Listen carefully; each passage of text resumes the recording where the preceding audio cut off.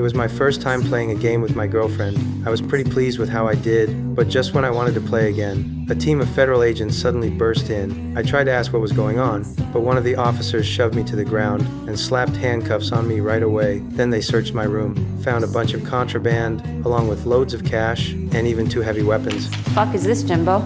Jimmy, it's an AK-47. So no possibility of reduced sentence. I got great lawyers. They turn water into wine?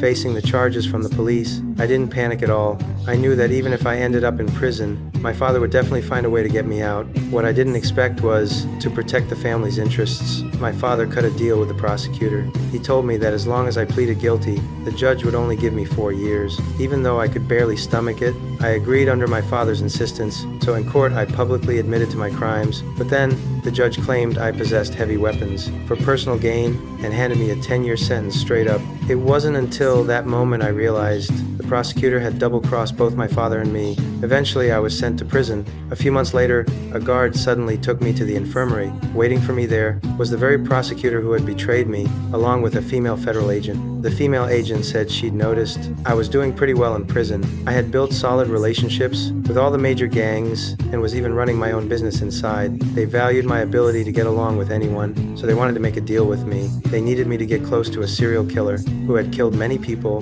but the police had never found the victims' bodies, so they needed me to get more valuable information. In exchange, they'd cut my remaining sentence. The offer sounded pretty tempting, but I knew the prison that housed serial killers was full of mentally unstable inmates, so I turned down their deal on the spot. The female agent told me to think it over before deciding. Before leaving, she handed me a file. That night when I opened the file, I was deeply shocked by what I saw. The killer had already murdered over a dozen people, all of them young girls. Yet all the evidence pointed to a man with a thick beard. Strangely enough, the police had never found any bodies, which prevented them from convicting him. After reading the file, I didn't know what to do, so the next day I went to ask my father for advice, and my father's advice shocked me even more.